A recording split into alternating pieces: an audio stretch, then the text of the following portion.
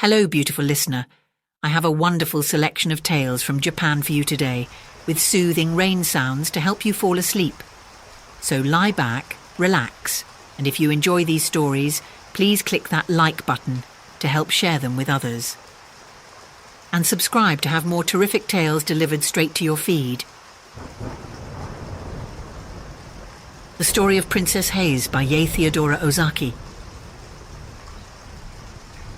Many, many years ago there lived in Nara, the ancient capital of Japan, a wise state minister, by name Prince Toyonari Fujiwara.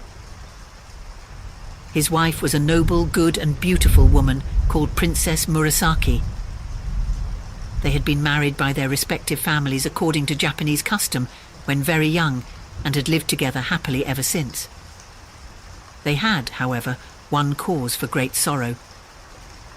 For as the years went by, no child was born to them. This made them very unhappy, for they both longed to see a child of their own who would grow up to gladden their old age, carry on the family name, and keep up the ancestral rights when they were dead. The prince and his lovely wife, after long consultation and much thought, determined to make a pilgrimage to the temple of Hase no Kwannon, for they believed, according to the beautiful tradition of their religion, that the Mother of Mercy, Kwannon, comes to answer the prayers of mortals in the form that they need the most. Surely after all these years of prayer, she would come to them in the form of a beloved child, in answer to their special pilgrimage, for that was the greatest need of their two lives. Everything else they had that this life could give them, but it was all as nothing because the cry of their hearts was unsatisfied. So the Prince Toyonari and his wife went to the temple of Kwannon at Hase and stayed there for a long time, both daily offering incense and praying to Kwannon, the Heavenly Mother, to grant them the desire of their whole lives. And their prayer was answered. A daughter was born at last to the Princess Murasaki, and great was the joy of her heart. On presenting the child to her husband, they both decided to call her Hase Jaime, or the Princess of Hase, because she was the gift of the Kwannon at that place. They both reared her with great care and tenderness, and the child grew in strength and beauty. When the little girl was 5 years old, her mother fell dangerously ill, and all the doctors and their medicines could not save her. A little before she breathed her last, she called her daughter to her, and gently stroking her head said, "Haseheim, do you know that your mother cannot live any longer? Though I die, you must grow up a good girl. Do your best not to give trouble to your nurse or any other of your family. Perhaps your father will marry again, and someone will fill my place as your mother. If so, do not grieve for me, but look upon your father's second wife as your true mother, and be obedient and filial to both her and your father. Remember when you are grown up to be submissive to those who are your superiors, and to be kind to all those who are under you. Don't forget this. I die with the hope that you will grow up a model woman." Haseheim listened in an attitude of respect while her mother spoke, and promised to do all that she was told. There is a proverb which says, "As the soul is at 3, so it is at 100. And so Haseheim grew up as her mother had wished, a good and obedient little princess, though she was now too young to understand how great was the loss of her mother. Not long after the death of his first wife, Prince Toyonari married again, a lady of noble birth named Princess Terute.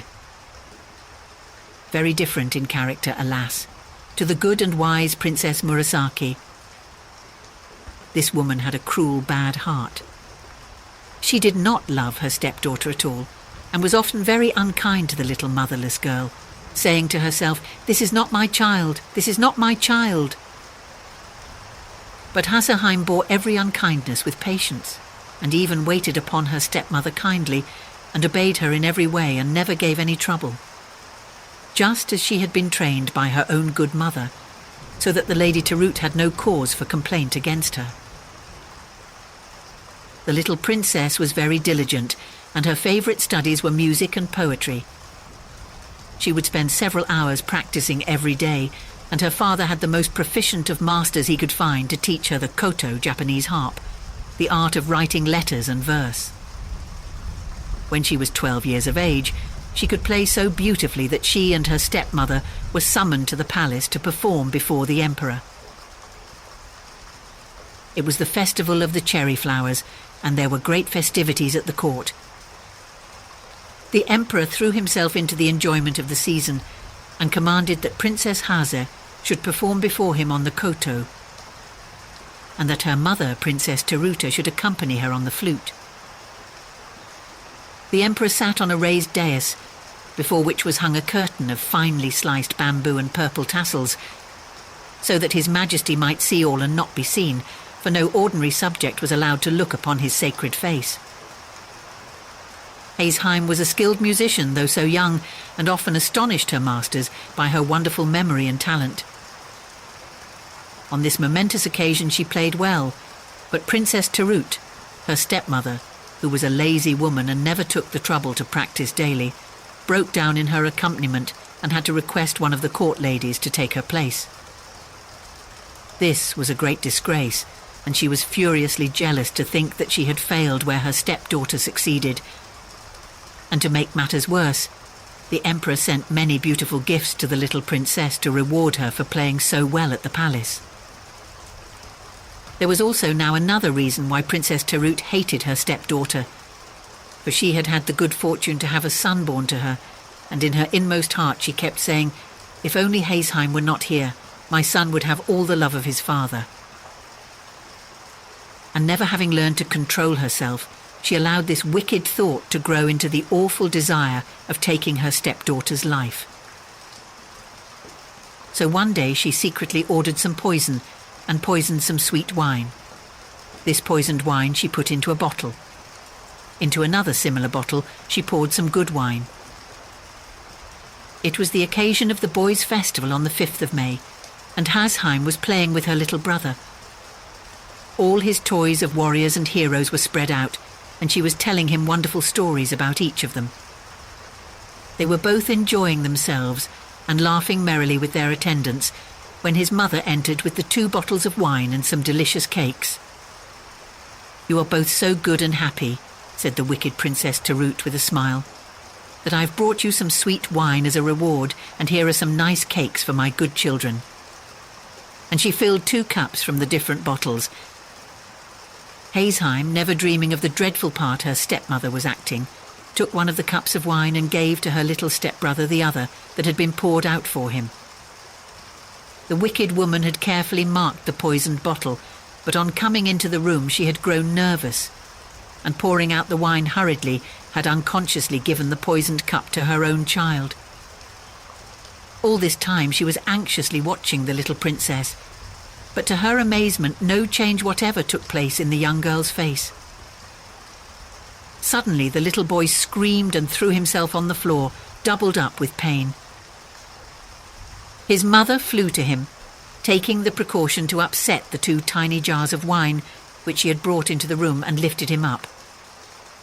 The attendants rushed for the doctor, but nothing could save the child. He died within the hour in his mother's arms. Doctors did not know much in those ancient times, and it was thought that the wine had disagreed with the boy, causing convulsions of which he died. Thus was the wicked woman punished in losing her own child when she had tried to do away with her stepdaughter. But instead of blaming herself, she began to hate Hasheim more than ever in the bitterness and wretchedness of her own heart, and she eagerly watched for an opportunity to do her harm, which was, however, long in coming. When Hasheim was 13 years of age, she had already become mentioned as a poetess of some merit. This was an accomplishment very much cultivated by the women of old Japan, and one held in high esteem. It was the rainy season at Nara, and floods were reported every day as doing damage in the neighbourhood. The river Tatsuta, which flowed through the imperial palace grounds, was swollen to the top of its banks, and the roaring of the torrents of water rushing along a narrow bed so disturbed the emperor's rest day and night that a serious nervous disorder was the result.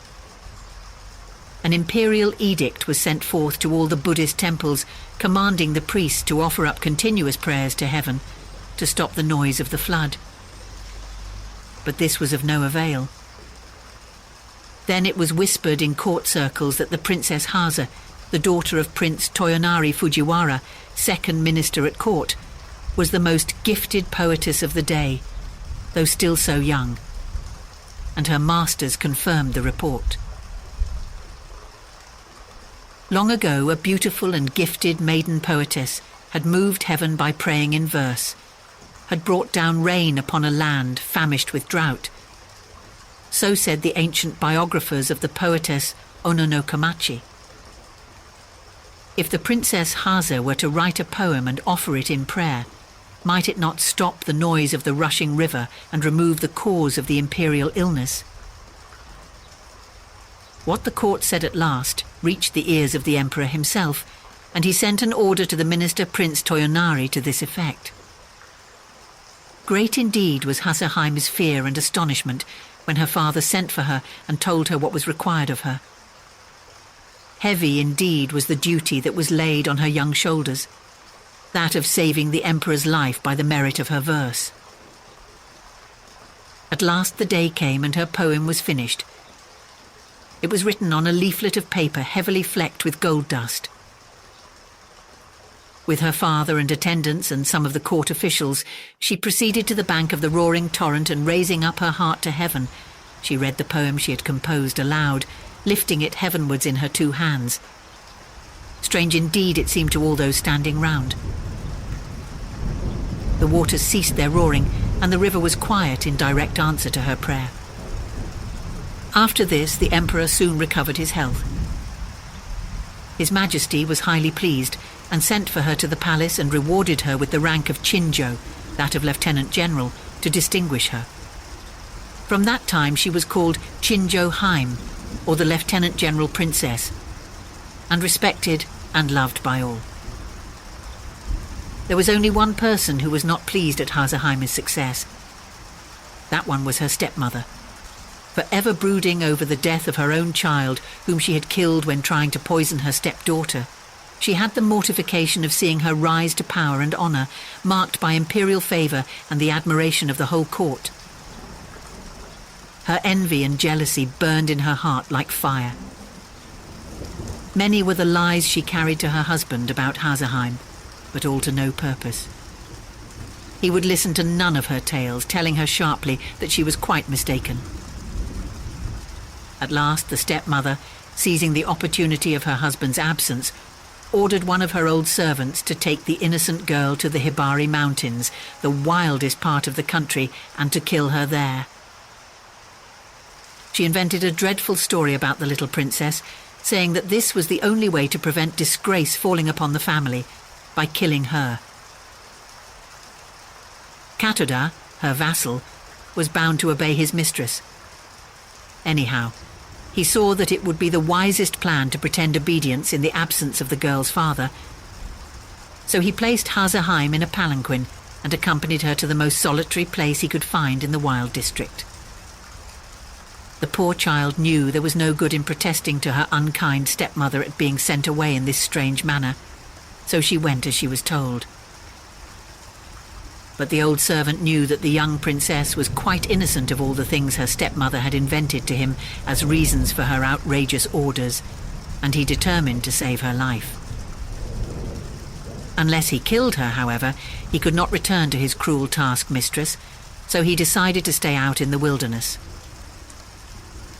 With the help of some peasants, he soon built a little cottage, and having sent secretly for his wife to come, these two good old people did all in their power to take care of the now unfortunate princess.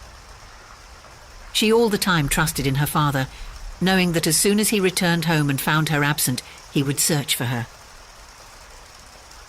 Prince Toyonari, after some weeks, came home and was told by his wife that his daughter Jaime had done something wrong and had run away for fear of being punished. He was nearly ill with anxiety. Everyone in the house told the same story, that Haseheim had suddenly disappeared, none of them knew why or whither. For fear of scandal, he kept the matter quiet and searched everywhere he could think of, but all to no purpose. One day, trying to forget his terrible worry, he called all his men together and told them to make ready for a several days' hunt in the mountains. They were soon ready and mounted, waiting at the gate for their lord. He rode hard and fast to the district of the Hibari Mountains, a great company following him. He was soon far ahead of everyone and at last found himself in a narrow, picturesque valley. Looking round and admiring the scenery, he noticed a tiny house on one of the hills quite near, and then he distinctly heard a beautiful, clear voice reading aloud. Seized with curiosity as to who could be studying so diligently in such a lonely spot, he dismounted, and leaving his horse to his groom, he walked up the hillside and approached the cottage. As he drew nearer, his surprise increased, for he could see that the reader was a beautiful girl. The cottage was wide open, and she was sitting facing the view. Listening attentively, he heard her reading the Buddhist scriptures with great devotion. More and more curious, he hurried on to the tiny gate and entered the little garden, and looking up beheld his lost daughter Hase. She was so intent on what she was saying that she neither heard nor saw her father till he spoke. "Hase," he cried, "it is you, my Hase." Taken by surprise, she could hardly realize that it was her own dear father who was calling her, and for a moment she was utterly bereft of the power to speak or move. My father, it is indeed you, oh my father," was all she could say. And running to him, she caught hold of his thick sleeve and, burying her face, burst into a passion of tears. Her father stroked her dark hair, asking her gently to tell him all that had happened, but she only wept on, and he wondered if he were not really dreaming.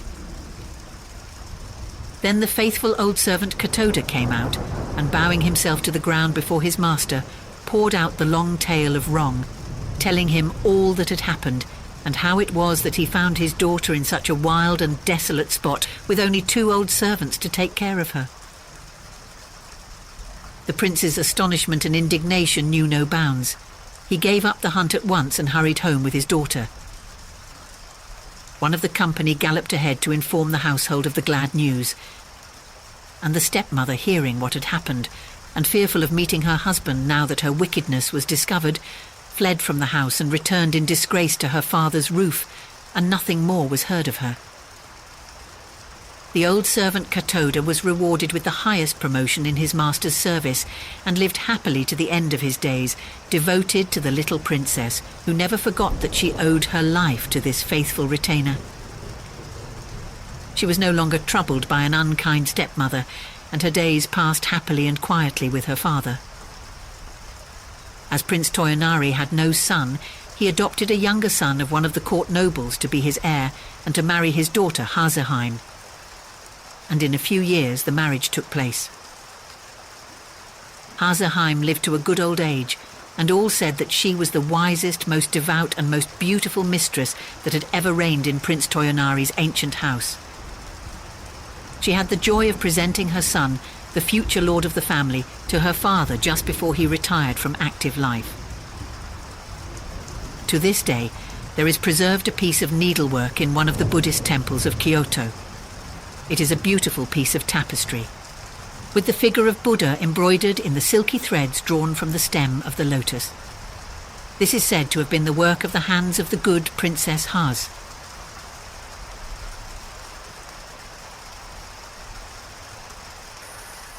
The Goblin of Adachigahara by Yei Theodora Ozaki. Long, long ago there was a large plain called Adachigahara in the province of Mutsu in Japan. This place was said to be haunted by a cannibal goblin who took the form of an old woman. From time to time many travellers disappeared and were never heard of more, and the old women round the charcoal braziers in the evenings, and the girls washing the household rice at the wells in the mornings, whispered dreadful stories of how the missing folk had been lured to the goblin's cottage and devoured. For the goblin lived only on human flesh. No one dared to venture near the haunted spot after sunset, and all those who could avoided it in the daytime. and travellers were warned of the dreaded place.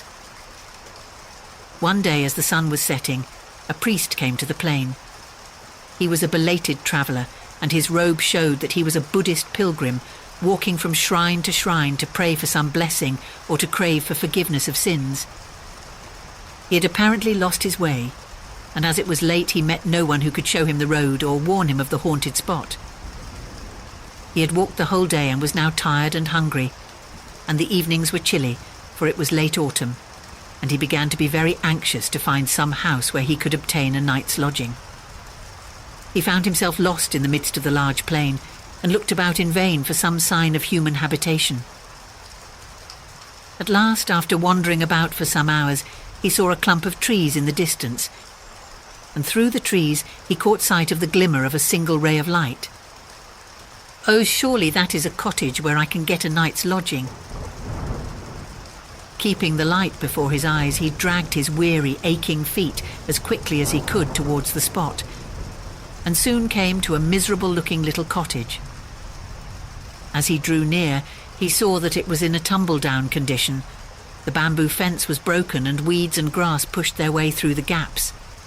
The paper screens which serve as windows and doors in Japan were full of holes, and the posts of the house were bent with age and seemed scarcely able to support the old thatched roof. The hut was open, and by the light of an old lantern, an old woman sat industriously spinning. The pilgrim called to her across the bamboo fence and said, "Oba-san," which means old woman. "Good evening. I am a traveller.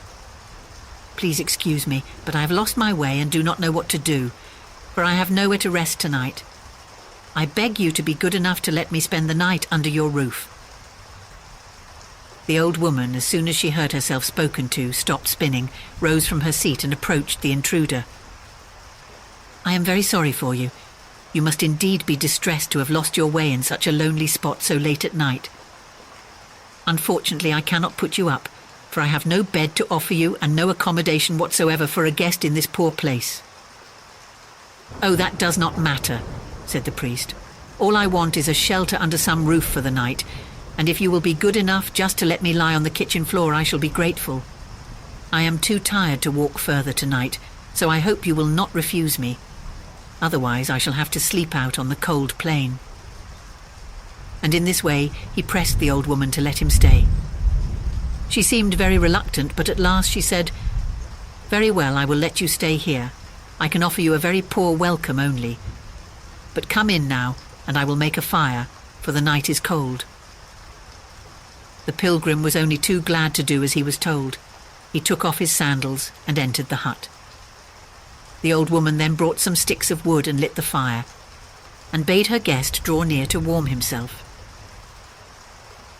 "You must be hungry after your long tramp," said the old woman. "I will go and cook some supper for you."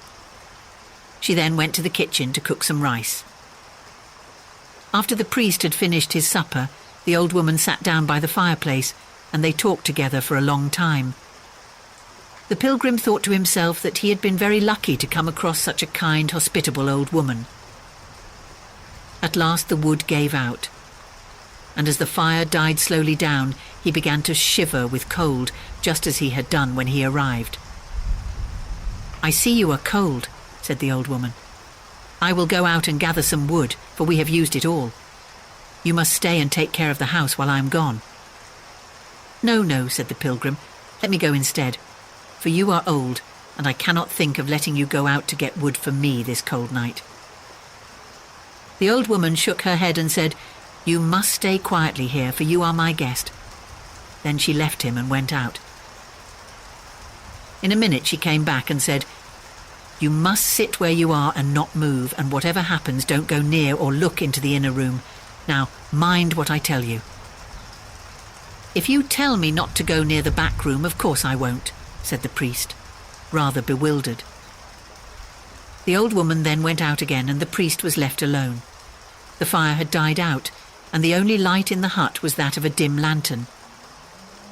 For the first time that night he began to feel that he was in a weird place, and the old woman's words, "Whatever you do, don't peep into the back room," aroused his curiosity and his fear. What hidden thing could be in that room that she did not wish him to see? For some time the remembrance of his promise to the old woman kept him still, but at last he could no longer resist his curiosity to peep into the forbidden place.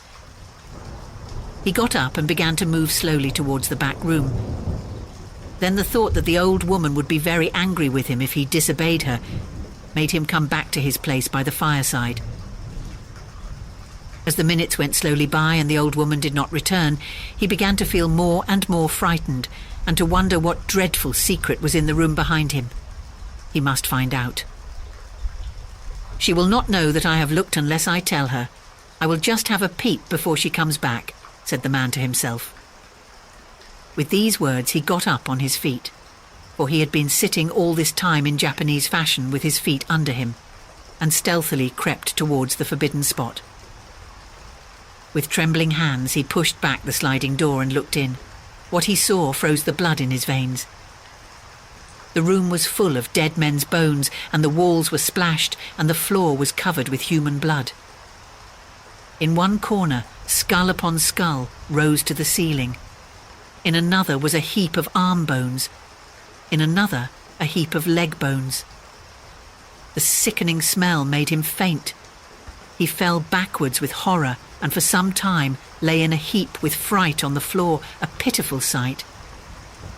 He trembled all over and his teeth chattered, and he could hardly crawl away from the dreadful spot. "How horrible!" he cried out. "What awful den have I come to in my travels? May Buddha help me, or I am lost." Is it possible that that kind old woman is really the cannibal goblin? When she comes back, she will show herself in her true character and eat me up at one mouthful. With these words his strength came back to him, and, snatching up his hat and staff, he rushed out of the house as fast as his legs could carry him. Out into the night he ran, his one thought to get as far as he could from the goblin's haunt. He had not gone far when he heard steps behind him and a voice crying, "Stop! Stop!" He ran on, redoubling his speed, pretending not to hear.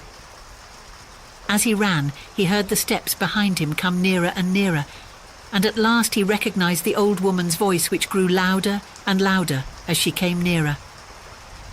"Stop, stop, you wicked man! Why did you look into the forbidden room?" The priest quite forgot how tired he was, and his feet flew over the ground faster than ever. Fear gave him strength, for he knew that if the goblin caught him, he would soon be one of her victims. With all his heart, he repeated the prayer to Buddha. "Namu Amida Butsu, Namu Amida Butsu." And after him rushed the dreadful old hag, her hair flying in the wind and her face changing with rage into the demon that she was. In her hand she carried a large blood-stained knife, and she still shrieked after him, "Stop! Stop!" At last, when the priest felt he could run no more, the dawn broke, and with the darkness of night the goblin vanished and he was safe. The priest now knew that he had met the Goblin of Adachigahara, the story of whom he had often heard but never believed to be true. He felt that he owed his wonderful escape to the protection of Buddha, to whom he had prayed for help.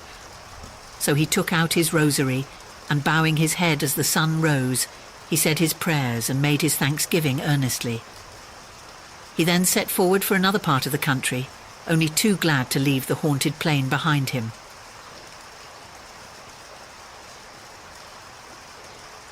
The Farmer and the Badger by Yei Theodora Ozaki.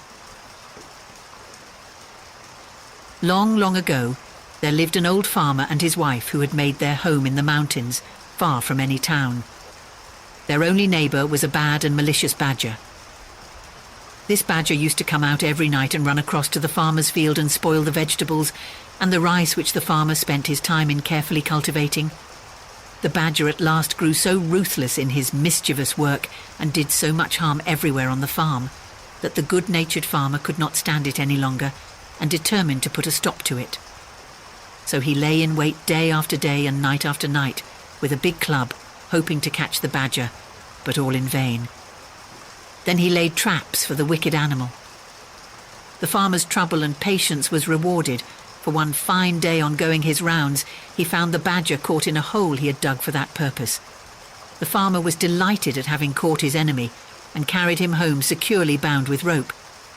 When he reached the house, the farmer said to his wife, "I have at last caught the bad badger. You must keep an eye on him while I am out at work and not let him escape, because I want to make him into soup tonight." Saying this, he hung the badger up to the rafters of his storehouse and went out to his work in the fields. The badger was in great distress, for he did not at all like the idea of being made into soup that night, and he thought and thought for a long time, trying to hit upon some plan by which he might escape. It was hard to think clearly in his uncomfortable position, for he had been hung upside down. Very near him, at the entrance to the storehouse, looking out towards the green fields and the trees and the pleasant sunshine, stood the farmer's old wife pounding barley. She looked tired and old. Her face was seamed with many wrinkles and was as brown as leather, and every now and then she stopped to wipe the perspiration which rolled down her face. "Dear lady," said the wily badger, "you must be very weary doing such heavy work in your old age. Won't you let me do that for you? My arms are very strong, and I could relieve you for a little while." "Thank you for your kindness," said the old woman, "but I cannot let you do this work for me because I must not untie you, for you might escape if I did, and my husband would be very angry if he came home and found you gone. Now the badger is one of the most cunning of animals," and he said again in a very sad, gentle voice, "You are very unkind. You might untie me, for I promise not to try to escape. If you are afraid of your husband, I will let you bind me again before his return when I have finished pounding the barley. I'm so tired and sore tied up like this. If you would only let me down for a few minutes, I would indeed be thankful." The old woman had a good and simple nature, and could not think badly of anyone. Much less did she think that the badger was only deceiving her in order to get away. She felt sorry too for the animal as she turned to look at him. He looked in such a sad plight, hanging downwards from the ceiling by his legs, which were all tied together so tightly that the rope and the knots were cutting into the skin. So in the kindness of her heart, and believing the creature's promise that he would not run away, she untied the cord and let him down. The old woman then gave him the wooden pestle and told him to do the work for a short time while she rested. He took the pestle, but instead of doing the work as he was told, the badger at once sprang upon the old woman and knocked her down with the heavy piece of wood. He then killed her and cut her up and made soup of her, and waited for the return of the old farmer. The old man worked hard in his fields all day, and as he worked, he thought with pleasure that no more now would his labour be spoiled by the destructive badger. Towards sunset he left his work and turned to go home. He was very tired, but the thought of the nice supper of hot badger soup awaiting his return cheered him. The thought that the badger might get free and take revenge on the poor old woman never once came into his mind. The badger meanwhile assumed the old woman's form, and as soon as he saw the old farmer approaching, came out to greet him on the veranda of the little house, saying, "So you have come back at last. I have made the badger soup and have been waiting for you for a long time." The old farmer quickly took off his straw sandals and sat down before his tiny dinner tray. The innocent man never even dreamed that it was not his wife, but the badger who was waiting upon him, and asked at once for the soup. Then the badger suddenly transformed himself back to his natural form and cried out, "You wife-eating old man, look out for the bones in the kitchen!" Laughing loudly and derisively, he escaped out of the house and ran away to his den in the hills. The old man was left behind alone. He could hardly believe what he had seen and heard. Then, when he understood the whole truth, he was so scared and horrified that he fainted right away. After a while he came round and burst into tears. He cried loudly and bitterly. He rocked himself to and fro in his hopeless grief. It seemed too terrible to be real that his faithful old wife had been killed and cooked by the badger while he was working quietly in the fields, knowing nothing of what was going on at home, and congratulating himself on having once for all got rid of the wicked animal who had so often spoiled his fields. And oh, the horrible thought, he had very nearly drunk the soup which the creature had made of his poor old woman. "Oh dear, oh dear, oh dear," he wailed aloud. Now, not far away there lived in the same mountain a kind good-natured old rabbit. He heard the old man crying and sobbing, and at once set out to see what was the matter, and if there was anything he could do to help his neighbour. The old man told him all that had happened, When the rabbit heard the story, he was very angry at the wicked and deceitful badger and told the old man to leave everything to him and he would avenge his wife's death. The farmer was at last comforted and, wiping away his tears, thanked the rabbit for his goodness in coming to him in his distress. The rabbit, seeing that the farmer was growing calmer, went back to his home to lay his plans for the punishment of the badger. The next day the weather was fine, and the rabbit went out to find the badger. He was not to be seen in the woods or on the hillside or in the fields anywhere, so the rabbit went to his den and found the badger hiding there, for the animal had been afraid to show himself ever since he had escaped from the farmer's house for fear of the old man's wrath. The rabbit called out, "Why are you not out on such a beautiful day? Come out with me, and we will go and cut grass on the hills together." The badger, never doubting but that the rabbit was his friend, willingly consented to go out with him, only too glad to get away from the neighbourhood of the farmer and the fear of meeting him. The rabbit led the way miles away from their homes, out on the hills where the grass grew tall and thick and sweet. They both set to work to cut down as much as they could carry home, to store it up for their winter's food. When they had each cut down all they wanted, they tied it in bundles and then started homewards, each carrying his bundle of grass on his back. This time the rabbit made the badger go first. When they had gone a little way, the rabbit took out a flint and steel, and striking it over the badger's back as he stepped along in front, set his bundle of grass on fire. The badger heard the flint striking and asked, "What is that noise? Crack, crack?" "Oh, that is nothing," replied the rabbit. "I only said crack, crack because this mountain is called Crackling Mountain." The fire soon spread in the bundle of dry grass on the badger's back. The badger, hearing the crackle of the burning grass, asked, "What is that?" "Now we have come to the burning mountain," answered the rabbit. By this time the bundle was nearly burned out, and all the hair had been burned off the badger's back. He now knew what had happened by the smell of the smoke of the burning grass. Screaming with pain, the badger ran as fast as he could to his hole. The rabbit followed and found him lying on his bed, groaning with pain. "What an unlucky fellow you are," said the rabbit. "I can't imagine how this happened. I will bring you some medicine which will heal your back quickly." The rabbit went away glad and smiling, to think that the punishment upon the badger had already begun. He hoped that the badger would die of his burns, for he felt that nothing could be too bad for the animal, who was guilty of murdering a poor helpless old woman who had trusted him. He went home and made an ointment by mixing some sauce and red pepper together. He carried this to the badger, but before putting it on he told him that it would cause him great pain, but that he must bear it patiently, because it was a very wonderful medicine for burns and scalds and such wounds. The badger thanked him and begged him to apply it at once, but no language can describe the agony of the badger as soon as the red pepper had been pasted all over his sore back. He rolled over and howled loudly. The rabbit, looking on, felt that the farmer's wife was beginning to be avenged. The badger was in bed for about a month, but at last, in spite of the red pepper application, his burns healed and he got well. When the rabbit saw that the badger was getting well, he thought of another plan by which he could compass the creature's death. So he went one day to pay the badger a visit and to congratulate him on his recovery. During the conversation, the rabbit mentioned that he was going fishing and described how pleasant fishing was when the weather was fine and the sea smooth. The badger listened with pleasure to the rabbit's account of the way he passed his time now, and forgot all his pains and his month's illness, and thought what fun it would be if he could go fishing too. So he asked the rabbit if he would take him the next time he went out to fish. This was just what the rabbit wanted, so he agreed. Then he went home and built 2 boats, one of wood and the other of clay. At last they were both finished, and as the rabbit stood and looked at his work, he felt that all his trouble would be well rewarded if his plan succeeded, and he could manage to kill the wicked badger now. The day came when the rabbit had arranged to take the badger fishing. He kept the wooden boat himself and gave the badger the clay boat.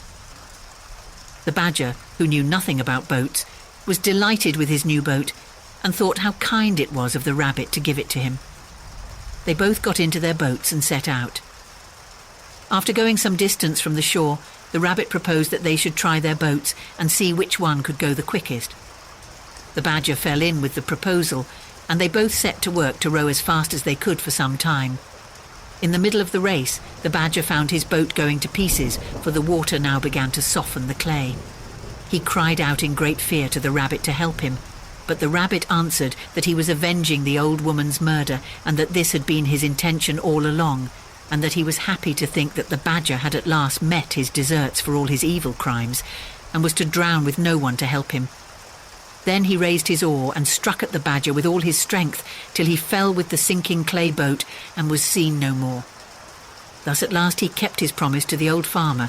The rabbit now turned and rowed shorewards, and having landed and pulled his boat upon the beach, hurried back to tell the old farmer everything, and how the badger, his enemy, had been killed. The old farmer thanked him with tears in his eyes. He said that till now he could never sleep at night or be at peace in the daytime, thinking of how his wife's death was unavenged. But from this time he would be able to sleep and eat as of old. He begged the rabbit to stay with him and share his home, so from this day the rabbit went to stay with the old farmer, and they both lived together as good friends to the end of their days.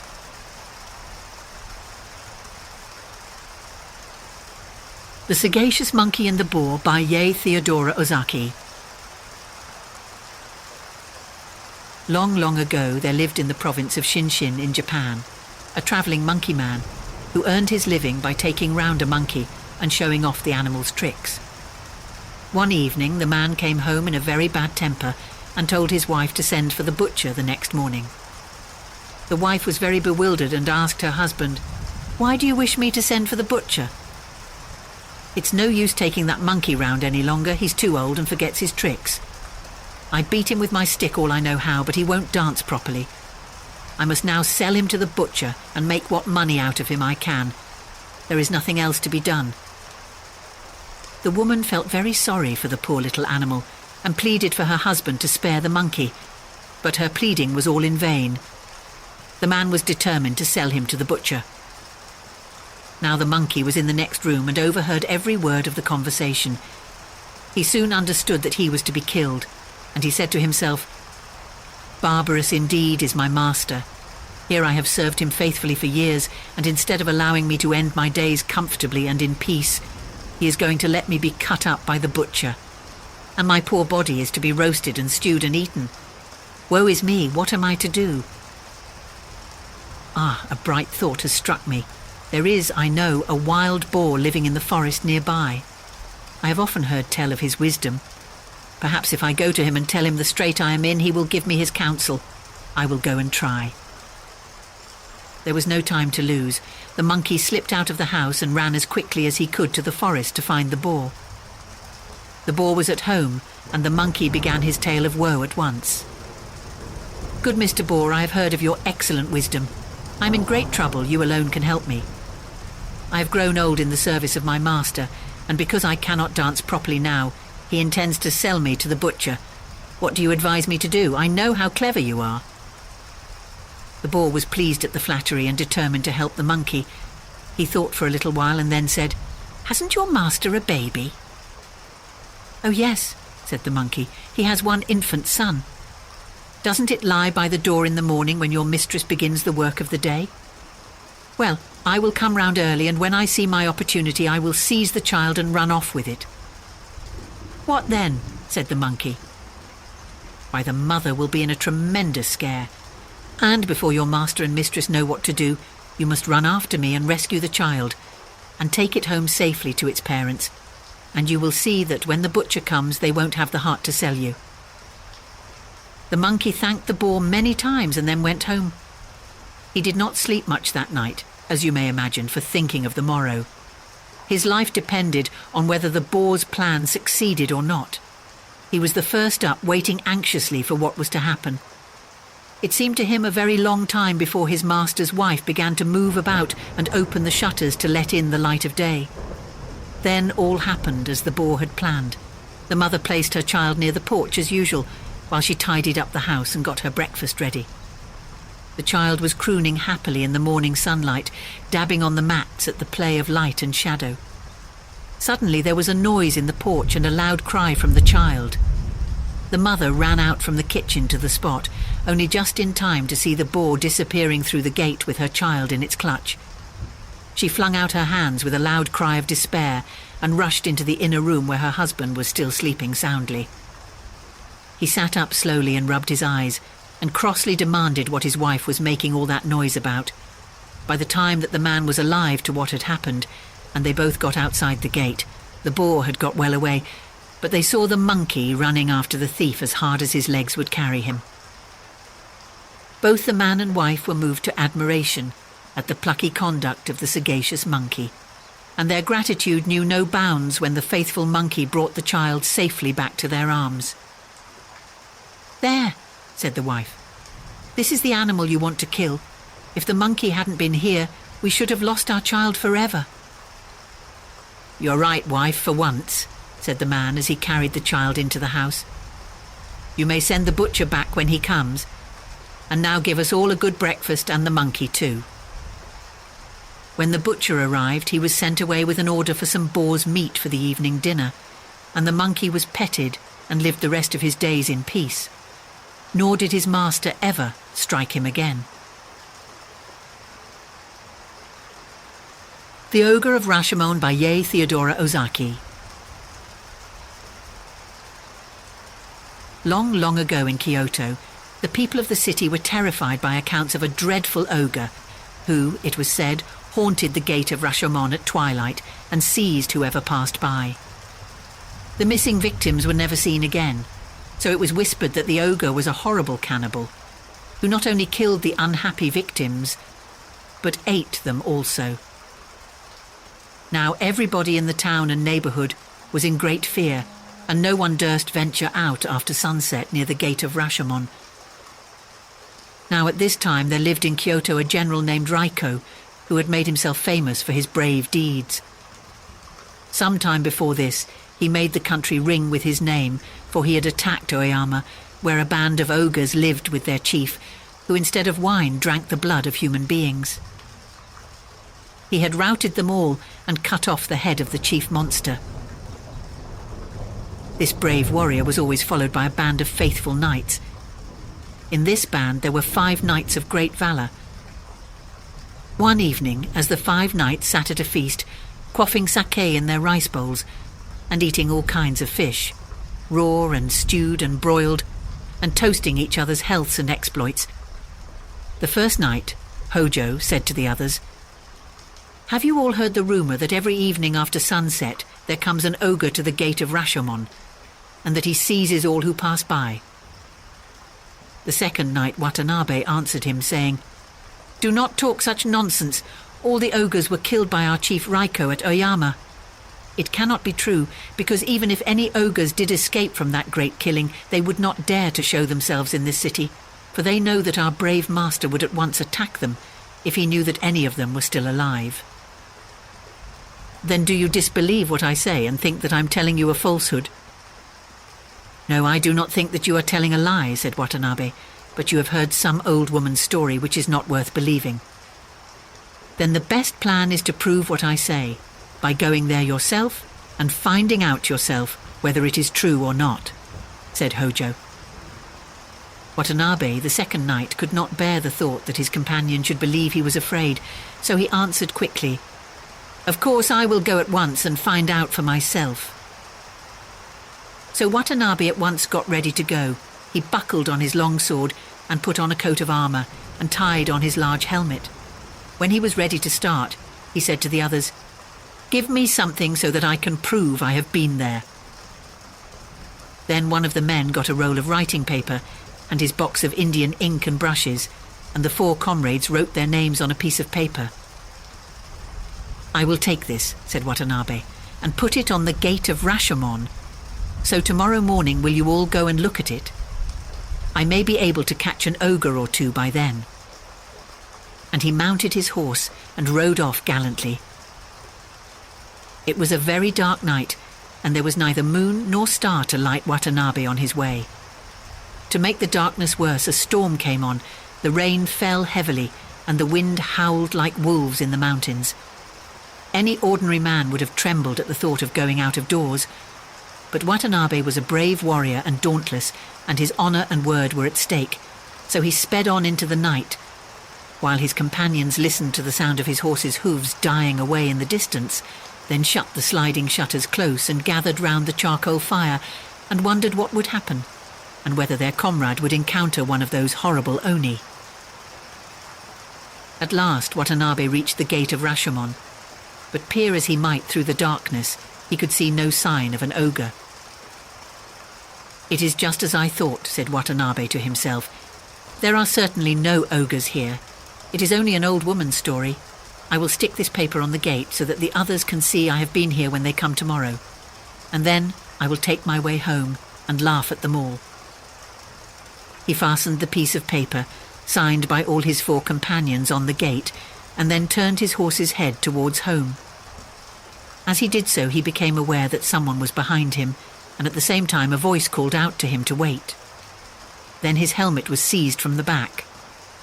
"Who are you?" said Watanabe fearlessly. He then put out his hand and groped around to find out who or what it was that held him by the helmet. As he did so, he touched something that felt like an arm. It was covered with hair and as big round as the trunk of a tree. Watanabe knew at once that this was the arm of an ogre, so he drew his sword and cut at it fiercely. There was a loud yell of pain, and then the ogre dashed in front of the warrior. Watanabe's eyes grew large with wonder, for he saw that the ogre was taller than the great gate. His eyes were flashing like mirrors in the sunlight, and his huge mouth was wide open, and as the monster breathed, flames of fire shot out of his mouth. The ogre thought to terrify his foe, but Watanabe never flinched. He attacked the ogre with all his strength, and thus they fought face to face for a long time. At last the ogre, finding that he could neither frighten nor beat Watanabe, and that he might himself be beaten, took to flight. But Watanabe, determined not to let the monster escape, put spurs to his horse and gave chase. But though the knight rode very fast, the ogre ran faster, and to his disappointment he found himself unable to overtake the monster, who was gradually lost to sight. Watanabe returned to the gate where the fierce fight had taken place and got down from his horse. As he did so, he stumbled upon something lying on the ground. Stooping to pick it up, he found that it was one of the ogre's huge arms, which he must have slashed off in the fight. His joy was great at having secured such a prize, for this was the best of all proofs of his adventure with the ogre, so he took it up carefully and carried it home as a trophy of his victory. When he got back, he showed the arm to his comrades, who one and all called him the hero of their band and gave him a great feast. His wonderful deed was soon noised abroad in Kyoto, and people from far and near came to see the ogre's arm.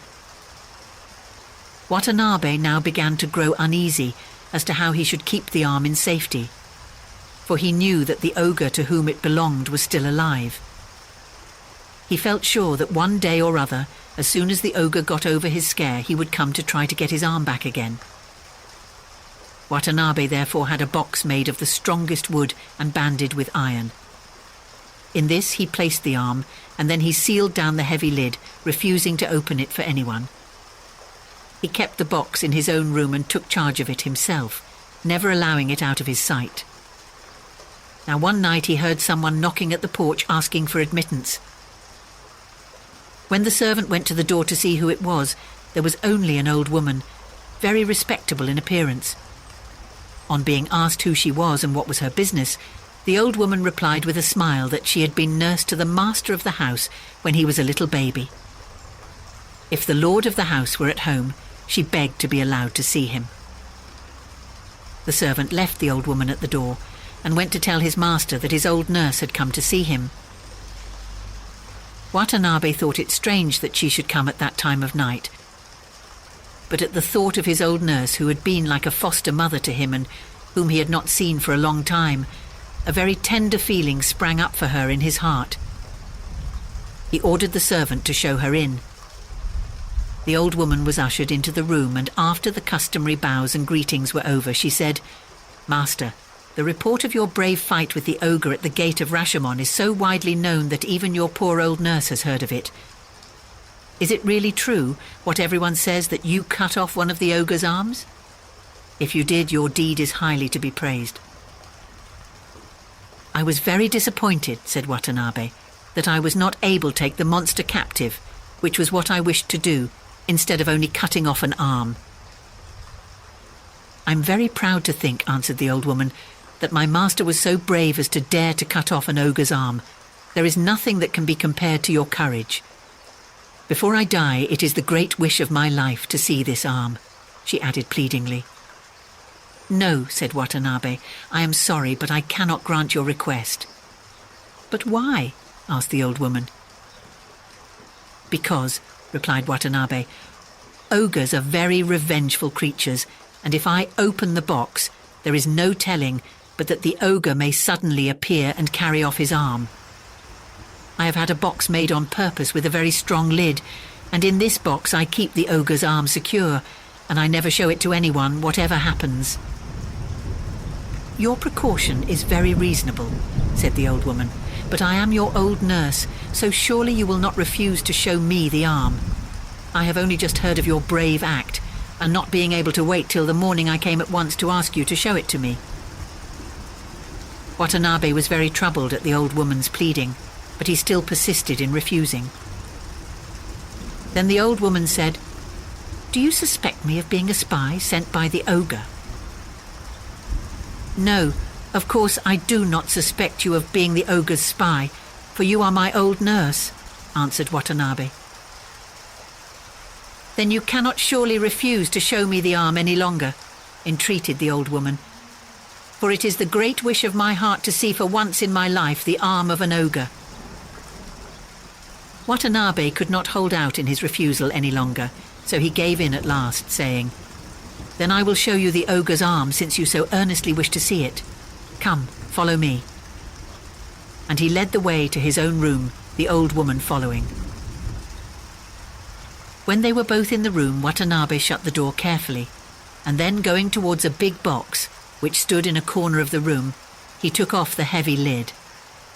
He then called to the old woman to come near and look in, for he never took the arm out of the box. "What is it like? Let me have a good look at it," said the old nurse, with a joyful face. She came nearer and nearer, as if she were afraid, till she stood right against the box. Suddenly she plunged her hand into the box and seized the arm, crying with a fearful voice which made the room shake, "Oh joy, I've got my arm back again." And from an old woman she was suddenly transformed into the towering figure of the frightful ogre. Watanabe sprang back and was unable to move for a moment, so great was his astonishment. But recognizing the ogre who had attacked him at the gate of Rashomon, he determined with his usual courage to put an end to him this time. He seized his sword, drew it out of its sheath in a flash, and tried to cut the ogre down. So quick was Watanabe that the creature had a narrow escape. But the ogre sprang up to the ceiling and, bursting through the roof, disappeared in the mist and clouds. In this way the ogre escaped with his arm. The knight gnashed his teeth with disappointment, but that was all he could do. He waited in patience for another opportunity to dispatch the ogre, but the latter was afraid of Watanabe's great strength and daring, and never troubled Kyoto again. So once more the people of the city were able to go out without fear, even at night time, and the brave deeds of Watanabe have never been forgotten.